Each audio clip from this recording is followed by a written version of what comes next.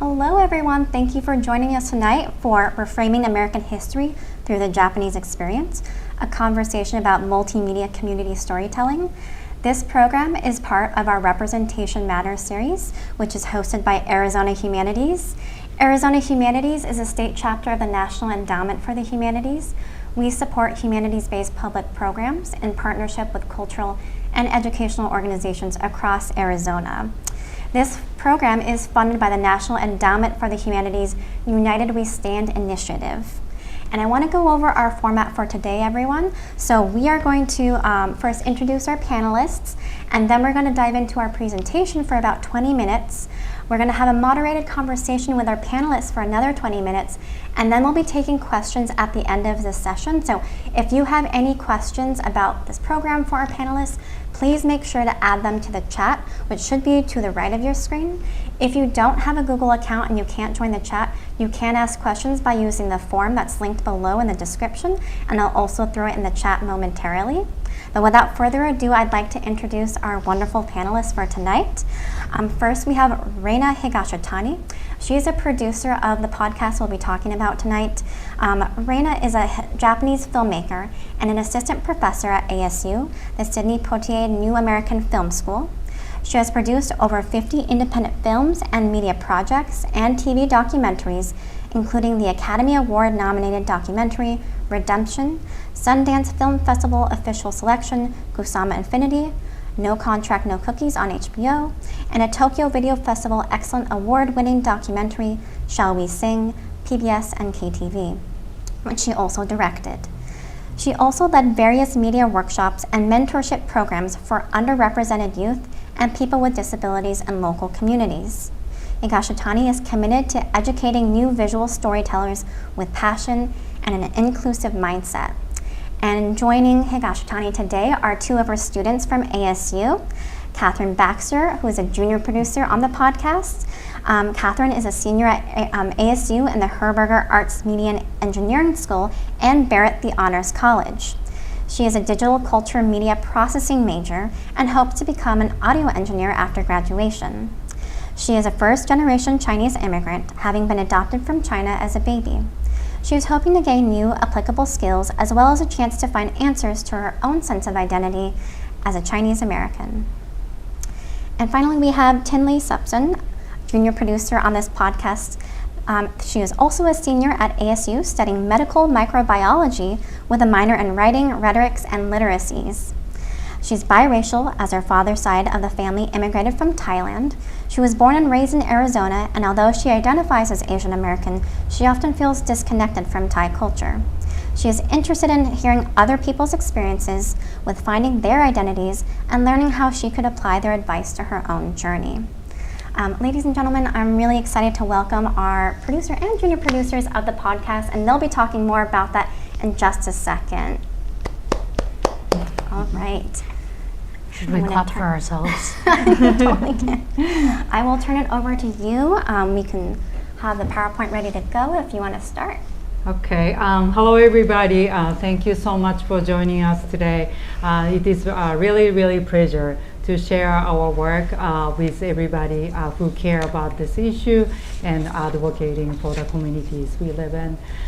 So my name is Reina Higashitani again, and I'm assistant professor and also the filmmaker and educator.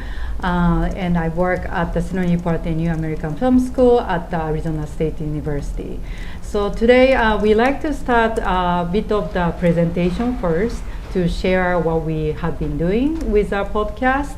And then after that, we like to have a little Q&A afterwards as well. So let me start with my presentation. I hope everybody can see our PowerPoint. Yes? Okay, great. So today we're going to talk about the podcast, educational community storytelling podcast that we started really last year. And so the first, I like to move on to my next one. I think this is the background, yeah. So I like to start where we started first. So initially the project came to me, or rather I studied the project because of the during the pandemic, the hostility toward Asian American communities was resurfacing at that time. And this is one of the rallies that I went in New York, and I was joining, and at that time I was in New York, and was my really first time feeling that I was bonding with other Asian Americans and AAPI community people as a one group to really stand up and speak up. And so I was very empowered with whole movement, and also the challenge that I was having was basically because at that time, it's the beginning of the pandemic, we were not able to film because of course, in the community level, many people kept filming. But in the filmmaking community, it was really hard to figure out how to start keep telling the story in that environment. So I started to think that what is the best way for me to really play my role as a storyteller and contribute to the community in a meaningful way. So I started to look at, okay, how about maybe we do the audio storytelling? And then we can start interviewing people online, and that's how I started to have this project idea. So moving on to the next one. So I like to give an overview of what we do first. So this is an educational community storytelling podcast series, and so it's audio storytelling. And it's an interview with generations of Japanese immigrants, historians, scholars, and community leaders. And also, I'm working with students from underrepresented communities to work as them to work as junior producers. And this is the picture of them working on set. And goal I was aiming to do with this podcast is first empower the community storytelling, and also reframing American history through immigrants' perspective. And the third is connect history with current events and experiences, because history repeats, and that's what all the issues that we are dealing with already, people in the past experienced in the past, and we can learn a lot from their experience. So this is the issues that we were talking, like AAPI identity, modern minority stereotype, perpetual foreignness, gentrifications, legacy of resistance. All these things are nothing new, really new. And also this is kind of my secret goal, is nurture a new generation of storytellers from underrepresented communities. And that's the main reason that I really wanted to work with students in this project. So moving on to what are the outcomes from the project.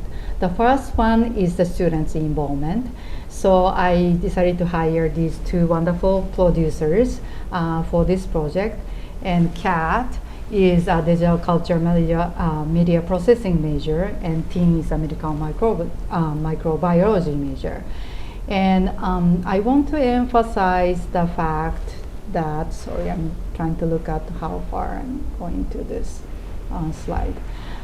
So this is an interdisciplinary practice, and the reason why is that what I value the most is the passion for storytelling. So to me, technical knowledge is not as important, because it's something that I can totally teach and I can train anybody.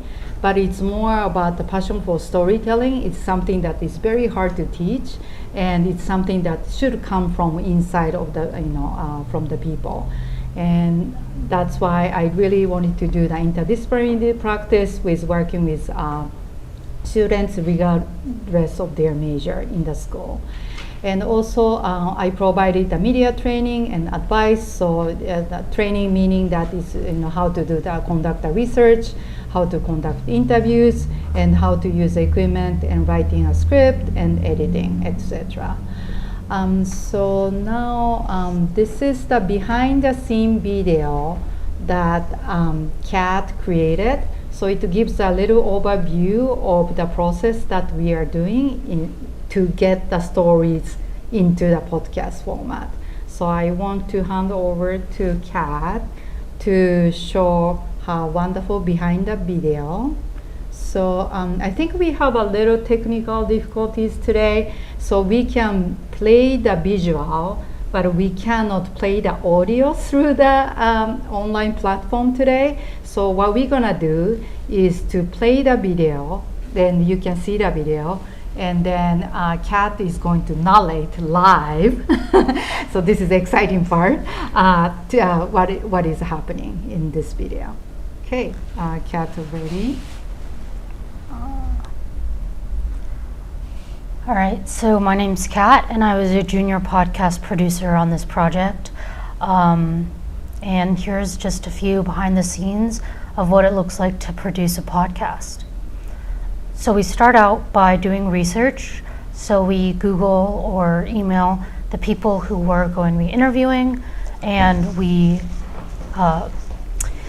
email them to confirm the date, location, but we also send them the questions so that they can be prepared. Second, are we playing?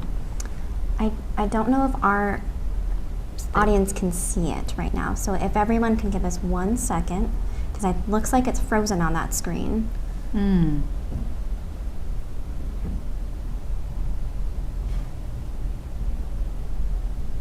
Okay, let's start again. So the first... Should I play here? Is that easier? No, it's fine. These are the behind the scenes of making a podcast. So we start by researching and Googling the people who are going to be interviewing, and then we want to send them an email to confirm date and time, as well as send them questions about what we want to ask so they can be prepared. The second step is recording. So we used a Zoom H6N with a shotgun mic, 2 lavalier mics, and 1 handheld. We used a power bank to provide phantom power, and our 2 lavalier mics were connected via radio frequencies so that they could be put on the person without having to have all these extra wires. We're actually using them today. The first thing we do at the beginning of any day, is we format and get rid of anything that was already on the disk. Hopefully it had been uploaded to a hard drive previously. So here we went to the U of A to talk to Dr. Brett Asaki and Carolyn Sugiyama Clausen about their work in Tucson with the 80th anniversary of the Day of Remembrance. Then we went over to Los Angeles to visit Little Tokyo. We visited the Japanese American National Museum, and we were led on a tour by Mas Yamashita,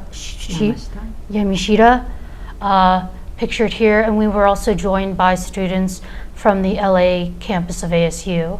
Here's Rafu Shimpu, which is a Japanese American newspaper, and we were able to interview one of the writers as well as Michael Komai. Here we're at the Go for Broke National Education Center with Dr. Maki as he shows us through the monument and the museum. And then we also visited the Little Tokyo Service Center where Tin was able to interview some people. And then on our last day, we visited Bunkado, which was a Japanese gift shop in Little Tokyo, where we interviewed the manager. And then Dr. Higashitani was able to go to one of the incarceration camps.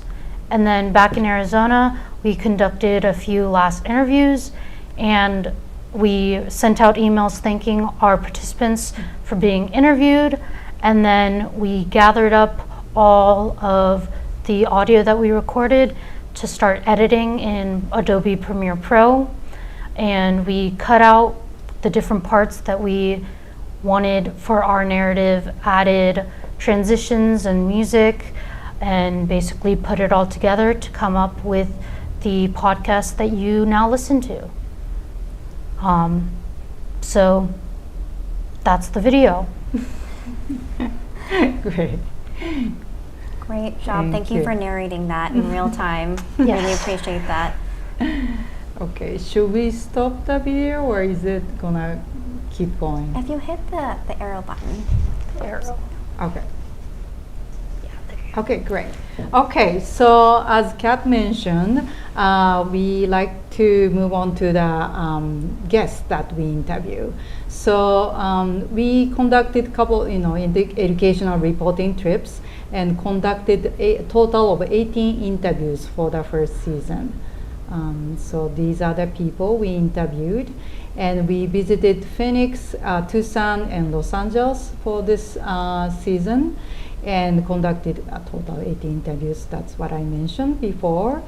And I'm actually currently collecting the new stories from the second season as well. And moving on to Arizona, so Phoenix, I want to pass it to Tin. I can click on this one. Yeah, so in Phoenix, one of our last interviews was with Cindy Kichiyama Harbottle. Her family was the first and last farmers of the South Mountain flower gardens, which stretched on baseline from 32nd Street and to 48th Street. And she's a really prominent figure in the AHPI community as well. Okay, great. So these are the pictures of when she was child with grandfather, and also this is her parents. And this is the person standing in the center is a senator of Arizona at that time. Yeah. So that's how much they are very well known, famous flower garden at that time. Okay, so the next one up is Tucson. So this is Kat. So can you introduce? Yeah, so we had the honor of being able to meet with Carolyn Sugiyama Clausen, who she was the former legislative aide for U.S. Senator Daniel K. Inouye. She drafted a bill that led to unprecedented apology nearly 80 years after she was able to receive her father's degree from USC that when he was expelled back 80 years ago due to his race. Yeah. Great. So the next one, back in Phoenix, this is more in West Phoenix. So I went to interview Rusty Tanita. He's a descendant of original Japanese farmer who started farming in Arizona in 1928. And the farm became the largest and grower and shipper of the mixed vegetables in the state of Arizona in the 1960s. And these are the picture that he's standing next to his father's Jeep. And also this is a picture from I think 1939 or something, when his father was one of the 12 siblings of the family. So it's a big family. So this is a picture from that. And also this is one of the label that put in their products. And so you can see the name of the farm at the bottom of this label as well. And he's still running a small farm. So this is a picture from his farm. And also they value the legacy of their family, and so they also really respect their grandmother. So the family put together the cooking book that including all the recipe that from the grandmother. And I thought it's very, very sweet way of preserving the legacy, so I wanted to share that picture here as well. And this one is in LA. So yes, so when we went to LA, the fortunate thing is that ASU also have a California center where we have some students working there. So we had students from California center also joined us, And we visited the Japanese American National Museum, as Kat mentioned a little bit earlier, and then had a special tour with the 92-year-old U.S. camp survivor, incarceration camp survivor. So this is the picture, and maybe you can talk a little bit about your experience being there. Yeah, I felt like it was a very emotional experience because we actually got to see like parts of the incarceration camps. So just being in there and really talking to a survivor, I felt very connected to the work that we were already doing. Kat, you have. Yeah, and when we were able to talk with the survivor, he told us a story of how when he was younger, someone in the community dressed up as Santa Claus and came around to the different houses bringing presents to the kids, and how that memory just stuck out to him. And it was really heartwarming to hear about this good memory in the midst of so many bad experiences, and that it was really nice that that's something that stuck with him rather than just the bad. So it was really touching to hear some stories like that from things we take for granted. Yeah, it was quite an emotional visit, right? Yeah, with Yeah. especially like he was, there's one point he choked up a little bit, feeling emotional about talking about his experience. Okay, so next one. So this is Rough Shimpo. So Kat, can you introduce this for us? Yeah, so Rafu Shimpo is a 120-year-old Japanese English bilingual newspaper. It's run by Michael Komai. He's the publisher. His grandfather was actually arrested by the FBI and right after the Pearl Harbor attack, and they had to hide their Japanese letterpresses so that the FBI wouldn't confiscate them.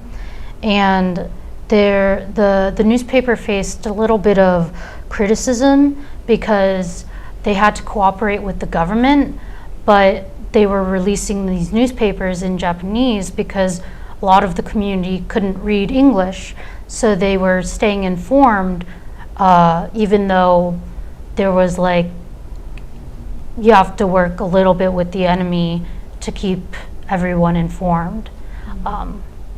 And so, yeah, right now there's a challenge of the community is shrinking a little bit, and so the audiences, especially with digital, but it was really cool to go there and visit and see like the letter printers, and just to hear kind of from him what his experience was like seeing all these things and the evolution of this newspaper. So the next one is 10. Yeah. So, Little Tokyo Service Center. Yeah, so we visited Little Tokyo Service Center, where we got to meet Catherine Masaoka and Yasuko Sakamoto, who are the kind of like the early activists and leaders within the community at Little Tokyo Service Center. Little Tokyo Service Center is also, I would describe it as a pillar in Little Tokyo to really fight off the gentrification that a lot of us know is happening to Chinatowns and Japantowns in the US, unfortunately. But beyond that, they also advocate for mental health and low-income housing, and it's just an overall really support system for Little Tokyo. And low-income housing is like a really major projects they've been doing. And I think at that time when we visited, they just launched the gymnasium for the community to use, and that was a long project that they were working on a long time. Yeah. Okay, so the last one, so this is me visited, I visited Manzanar National Historic Site, which is one of the 10 former Japanese American incarceration campsites. And this is Dr. Biggs. She works. She's a historian and also national park, ranger. And she happened to be the ASU alum. Yeah, and I really didn't know. And then when I contacted, it just happened to be she graduated ASU as well. So we had that connection there. And so these are the pictures from the, sort of the museum that where they recreated this incarceration campsites. And it was really, how do you call it? Not emotional, but feeling very, the reaction I had was very immediate reaction to what could have been the experience of the people who are incarcerated. Because we read a lot, we maybe watch movies and documentaries and all those media, but still it's very hard to grasp the idea that until you physically in that space and feel the wind and air and how cold it is and how it's so isolated from other places. And so I took some pictures of the view from the barracks that they recreated. And this is what you can see from those barracks. And this is a watchtower that everybody talked about. The guards were pointing the gun toward inside, not toward outside of the fence. Then the next one is about the events that we did. So we are doing the community engagement event. And so for the Day of Remembrance in last year, we decided to do this community event where we did live recording of the podcast. And so maybe you two can talk a little bit about this part as well, what you did. Yeah, so I had the honor to talk to Dr. Catherine Nakagawa, who is a very prominent figure in the AH Pride community at ASU and beyond. And not only is she an ASU professor, but she also is the owner of Baseline Flowers. So before, when I was talking about Cindy Kishiyama Harbottle, about the flower farms, that I believe is the last standing kind of piece of history. And then beyond that, we also got to kind of bridge the gap between the Japanese American community and the community beyond, just because I know I invited some of my friends who are different cultures who want to know a little bit more, and it was just a really nice experience to kind of all learn about history and culture together. Yeah. Any thoughts? I was able to talk to Donna Chong, and she was a Chinese American, but she was the Former president of the Japanese American Citizens League. Mm-hmm. Sorry, and I asked her why, as a Japanese organization, why she, as a Chinese American, wanted to get involved in that, and it's because it all kind of there's a relation of Asian immigrants in general and how it's still a problem that she wanted to get involved with. Yep. Great. And the last part of what we do is also the online platform. So we don't want to just have the podcast. So we wanted to have this centralized place that the people can come back to.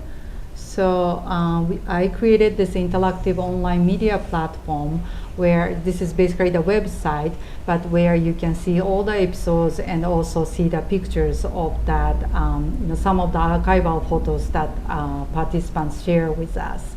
And also there's a link to each organization. So if they want to learn, if anybody wants to learn more about those organizations, you can go and visit their website as well.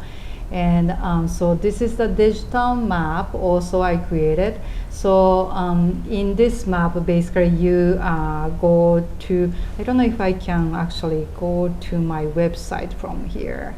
But anyway, can we try or probably I not? don't know if they're going to see it, but what we can do is drop a link in the chat Okay. of the website.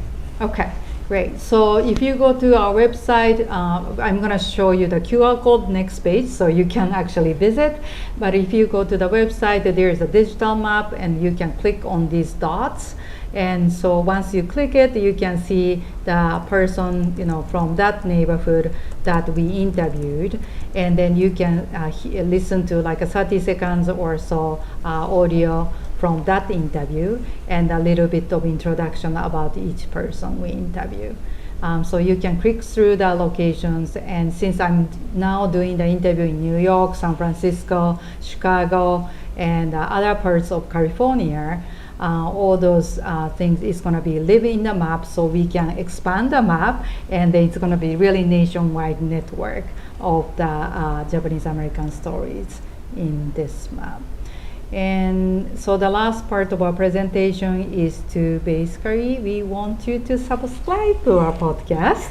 So please scan code below to go to our website and click on the icons for Apple Podcasts, Spotify, Google Podcasts, and more. We have many places we have a platform to listen to. So yeah, thank you. Thank you so much to all of you for talking a little bit more about your project. I've been listening to your podcast, and I just have a few questions to kind of talk a little bit more about the project before we take questions from our audience, although I do welcome our audience tuning in right now. If you want to drop some questions in the chat, we can get to them in just a bit. And my first question is for Kat and Tinley. In some of your episodes, especially those first few episodes, you talk about kind of your own personal journey to kind of understanding your Asian American identity. Can you share with our audience here a little bit more of your experiences thinking about your identity, and then kind of how you came to this podcast? Yeah. So as you stated in the intro, my dad immigrated with my grandma from Thailand in the 70s, but I am biracial, so I went to a predominantly white high school. I felt very alienated from my culture. I didn't really speak, I not really am fluent in Thai. And there wasn't a lot of Thai community around me.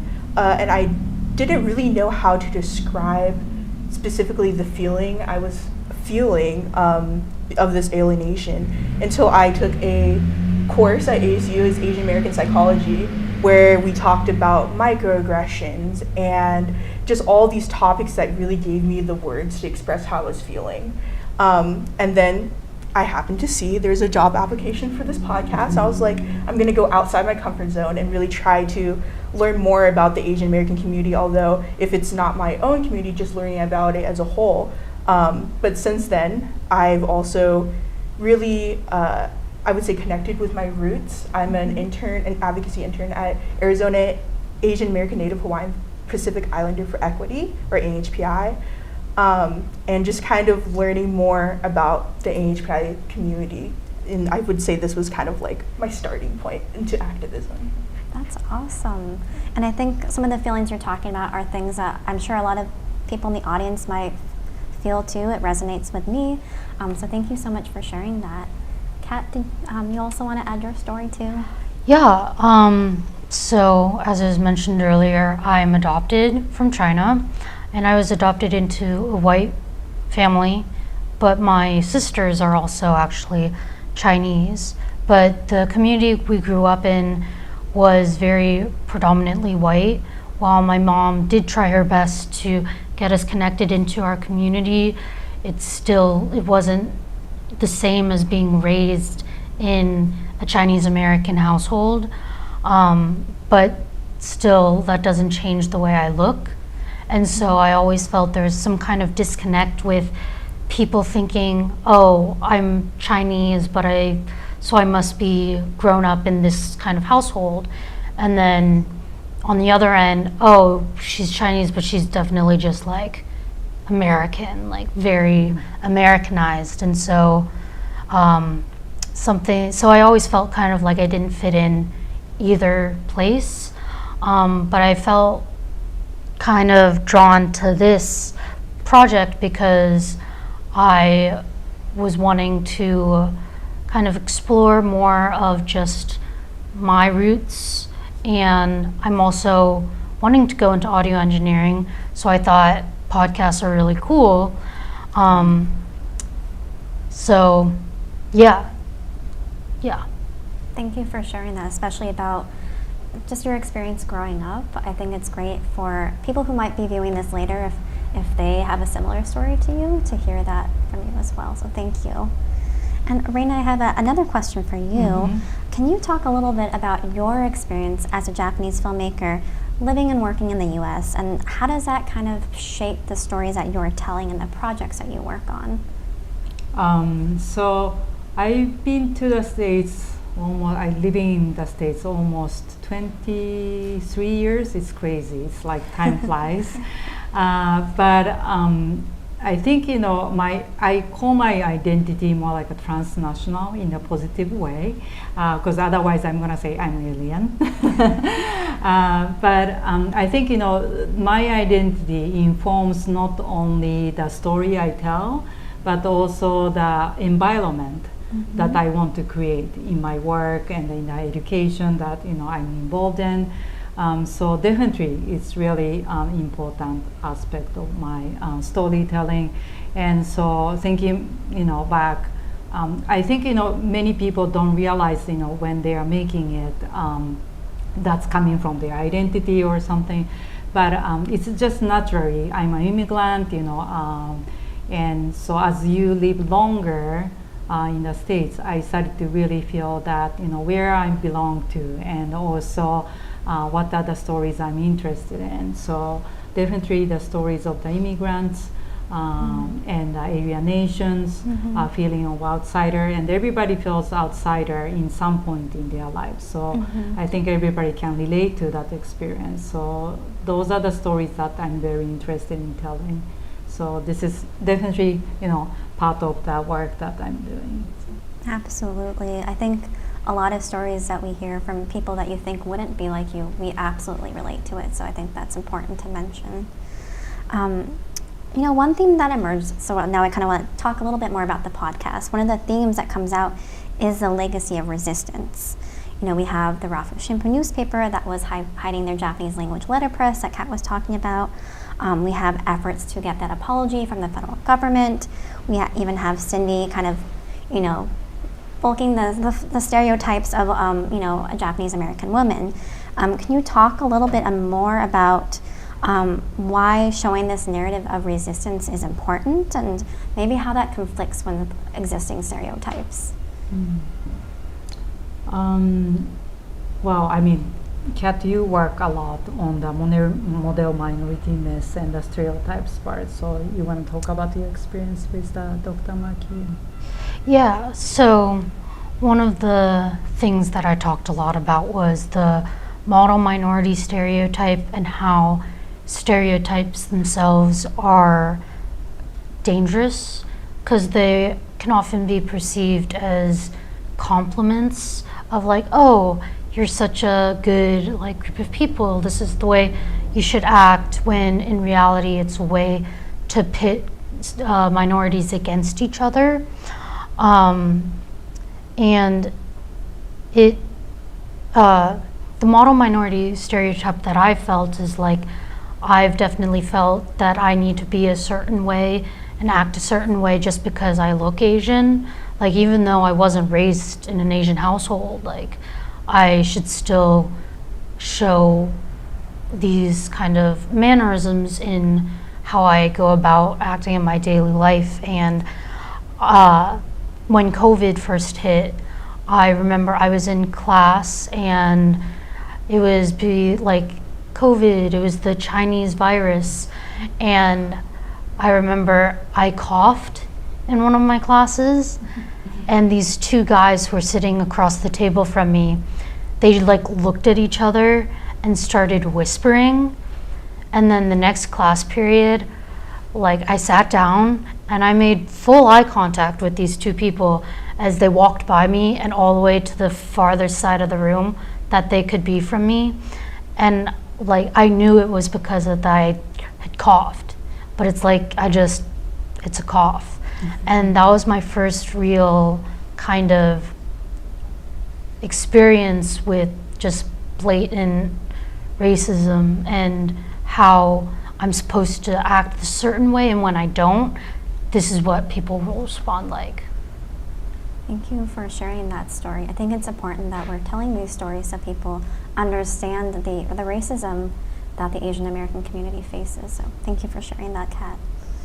I kind of want to talk a little bit more about some of the firsthand accounts that you were listening to, since you all were interviewing different people for this podcast.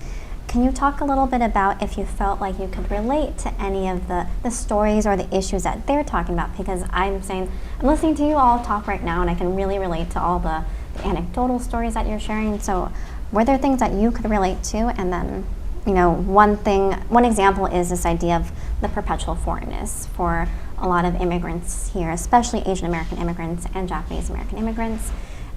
That's just an example, but were there any stories that you found that you could kind of relate to? You want to talk a little bit more to our audience about that? Yeah, I definitely would. I think the guest I related to the most was Cindy.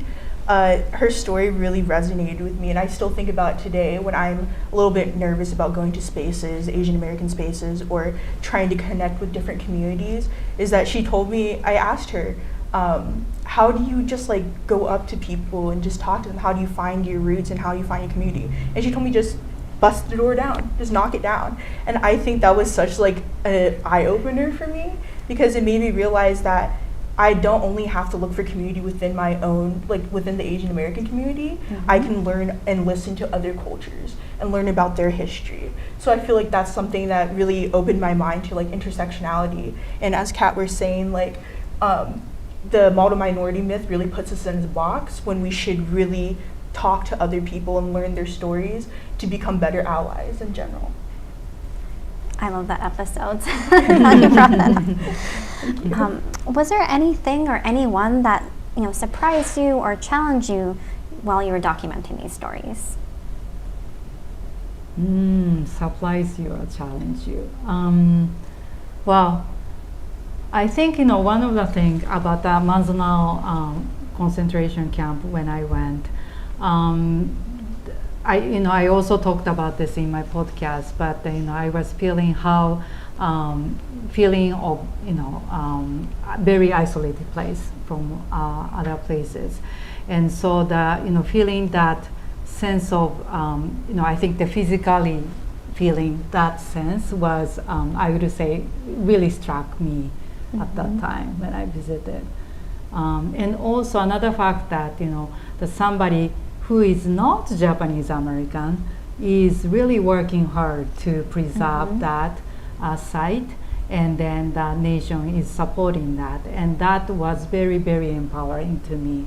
And there are people who care about, and we shouldn't really think that this is just a Japanese American stories. And as we have these wonderful students working with me, and also these people outside also really making an effort to tell this story and the history as part of American history. So that's something that I take it. But I'm sure they have more surprises or something that the Kat, do you have anything? Something that not specifically one person but generally surprised me was just how little I knew about this period in American history, because I thought that I was taught what it was in like 5th, 6th grade history class, but talking to all these different people and hearing just how complex and how different all these people had these different experiences, and it really made me see like we're not being taught any of this, and there's so much more to these stories that are very valuable that we should be telling. And so it surprised me that there's so much that we can still learn from just by listening to others. Absolutely. Yeah, I mean, I definitely agree. I think that a lot of the history books, unfortunately, leave out silenced voices, minority voices. So really getting that firsthand experience specifically with like Little Tokyo Service Center and how they're fighting against gentrification. Mhm. That's probably one of the main topics I'm very passionate about ever since the Chinese Cultural Center closed down here in Phoenix. Right. And just seeing how hard they're fighting and how strong their community is, I was like, I never experienced that before. So it was very, I would say, emotional and inspiring to me for that. That's great to hear. I love and the that- Chinese Cultural Center, man. Yeah. So sad. That kind of gets to my next question is, when we're learning about American history, especially, in K through 12 settings, we very rarely hear about Japanese American history or really any Asian American history. Has your experience producing this podcast kind of reshaped your understanding of what it means to be an American, but also like what American history can look like? And I think you've kind of got to that a little bit with some of your responses already, but if you can expand on that. Yeah, I would definitely say it has made me do my own research and talk to people within different communities to kind of see all perspectives. Like I said, intersectionality is something that's really important to me. And just knowing that there's all this history that I didn't even know about, because often, like I said, textbooks are unfortunately written by oppressors and, like I said, silencing voices.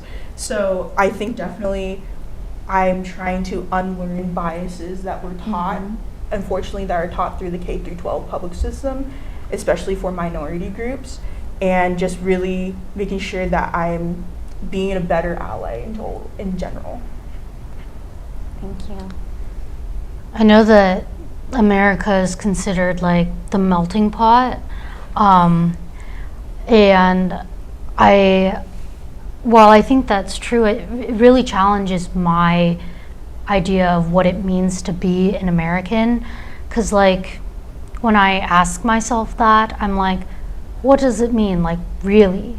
And I can't really come up with an answer. Because it's like, oh, well, on one hand, it's like everyone's welcome, but then you look on the other side and it's like, no. Or it's like, oh, we're all like melting together and we're creating this community, but it's like, no, we're very separated and we're, again, like pitted against minorities. And so it's like, am I an American if I'm, like, if I am Chinese American? Like, is that still being American, or is that just being a Chinese person living in America? And so I think the American history that's being taught, it definitely needs to be broadened to include all the different minorities and races and ethnicities of people who are often silenced. Absolutely. Thank you for sharing that. Yeah, I think, for me, it was the power of community storytelling, really. And many people have been doing the oral history. But I think, for this particular project, it's oral history plus basically connecting that to the current, events, and then having all these young people connect their experience with their past. And that's how the history kind of relive in that experience. So I think that's the key part of doing this project too. So. Thank you all so much for answering some of my questions, and I hope our audience, took away a lot from your responses, because I thought they were deeply impactful. And I just want to get to some questions in the chat since we're kind of in the last 10 minutes. We have a question from Flora. They're asking, how did you all feel about sharing, how did the people that you interviewed feel about sharing their stories? Did it help a sense of mixed identity? So just to clarify, Flora, I'm not sure if you're asking about the people that you interviewed or you all here, but maybe it can be a little bit of both, about you sharing your stories and how you think the people sharing their stories on the podcast felt.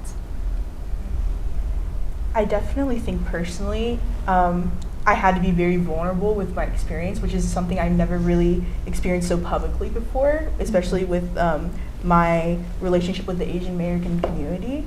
So that was very, I wouldn't say difficult for me, but it was a new kind of experience in general.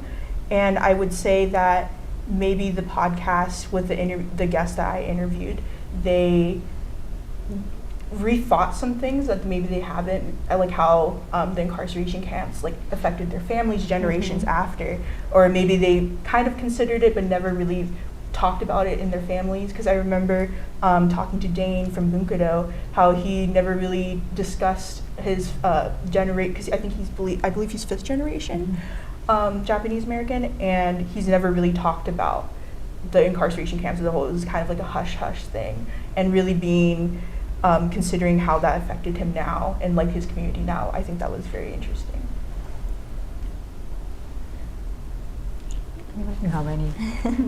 I just remember, I don't know who we were talking to, but they said that, I think it was Brett, how his, Kaisaki?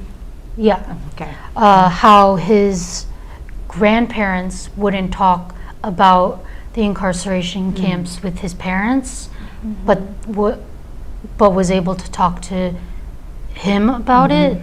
And I think that was something that I think it was just, it's harder to talk to for the people we interviewed to talk about, because for some of them it was kind of like secondhand kind of, but still their experience with someone who did struggle to open up about these topics. And I just want to, kind of a common thread with your responses is being vulnerable, and that is so difficult for me, I'm sure for both of you, but has that kind of changed how you go through life now that you've kind of practiced that in the podcast? Do you feel like that's influenced just like your other interactions in life, or has that changed you at all? I would say, as ironic as it is, like vulnerability is like my strength. I've had people listen to the podcast, specifically my dad, who was very emotional when talking or when listening to it, and I realized that me being vulnerable can help me connect with people. So I feel like I kind of use that to connect to people one-on-one and have them open up to me and talk about maybe their difficulties in life or maybe their struggles within their community. And I kind of think that it was like a little bit of exposure therapy for me through this podcast, but I think it definitely impacted my life greatly. Yeah, vulnerability, man. It's tough. I think for me, I'm still working on, I've definitely been able to open up more to people, but it's still something that I'm working on and it's this topic has impacted me a lot, and so it's hard to just tell random strangers that I meet or classmates, but I'm learning to slowly open up to people who I'm close to, who I trust, who then are able to help me kind of walk through me finding myself. I think, also like, we have a responsibility as a media tellers or storytellers to the people who share the story with us. And, they became vulnerable to, share their personal stories with us. So I think it's really our responsibility to share. And also we need to become, very exposed to this idea and the storytelling. So yeah, Absolutely. I think everyone benefits when we share these stories. So thank you for saying that. We did have a question earlier in this chat about how you find people to interview.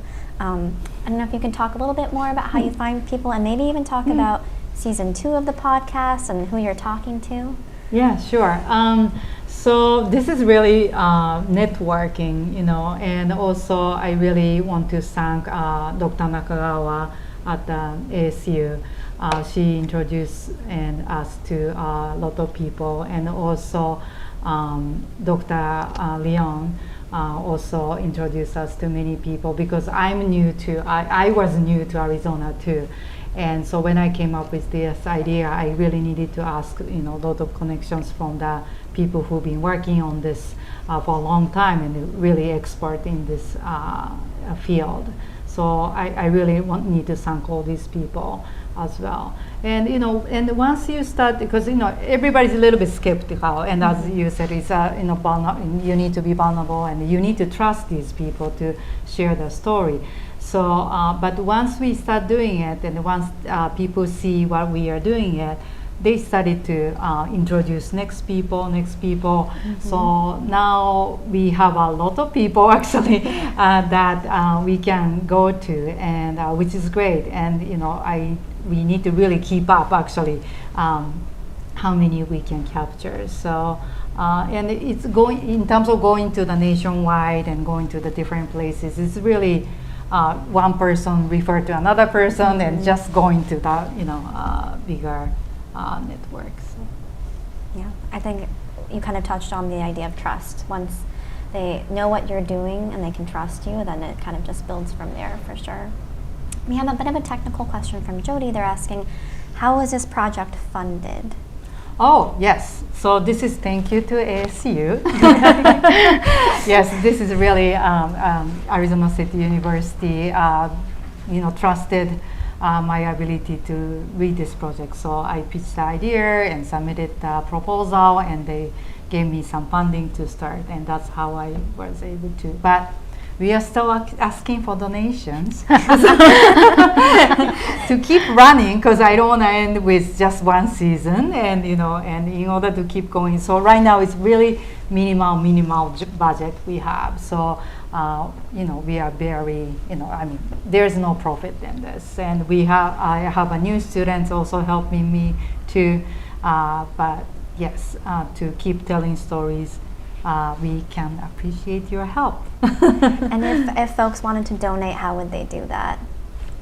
To donate? Yeah. Well, I think the fastest is probably email me first, because I used to have the donation button on our website, but I took it down because it's a little bit of issue with that, accepting the money that way. But yes, so please email me, and I love to take any contributions for this project. We'll share that information maybe in the survey email, and then also you can reach out to Arizona Humanities and we can connect you with Reina as well if you're interested in learning more about the project.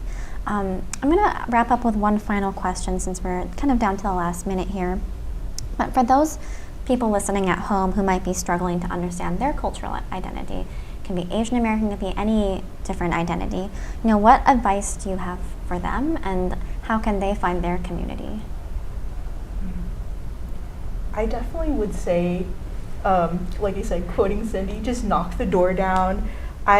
Just reaching out to any programs, like just to plug my nonprofit that I work for, AZHPI for Equity, is a great way to start. We host events, but just in general, I think not going with the expectation of anything, not having fear to really connect with people, and also listening to other people and listening to their stories and seeing how can you connect with them on that aspect, and just from there your community will grow and grow and grow, and at least that's what happened for me. Thank you. My advice would be to learn as much as you possibly can about your whatever it is you're wanting to learn about. For me, that was about just the Asian culture in its entirety. But I think the more that you learn, you can read books, or you can go to community service centers and you can meet people there and find community there. You just have to really learn as much as you can about it and go to the places that you learn about. And from there, things will just branch off and connect in the way that they should. Yeah. I mean, identity issue is that actually before I started a podcast, I was talking to one of the Japanese American person, and they were talking about, we already talked about this so many places. I think we are done. But I just felt like it's never be over. And it's something that even as an adult, you still have that, something that you need to keep thinking about it. And so I think there's no like a one simple solution. But I think what I can say is that you are not the only person. and that having that issue. And so it doesn't matter if it's Japanese American or Thai or China or all those places. Everybody has this multi racial background or multi-international background. And so finding that community, and then listening to all these people who already experience, and then this is exactly what we are doing, and I think we can all learn from their experiences. Absolutely. Thank you for sharing that advice with our audience, and I also want to give you a big thanks for coming tonight, sharing your experience, telling the audience a little bit more about your podcast. And I want to speak to our audience now. If you're not already subscribed to their podcast, please go ahead and do that. We'll be sending the link out again. Really, they're amazing episodes, really heartfelt. So if you like what you saw here today, please subscribe to that podcast. That's the end of today, everyone, and I will see you in our next episode. Thank you for listening. Thank you for viewing.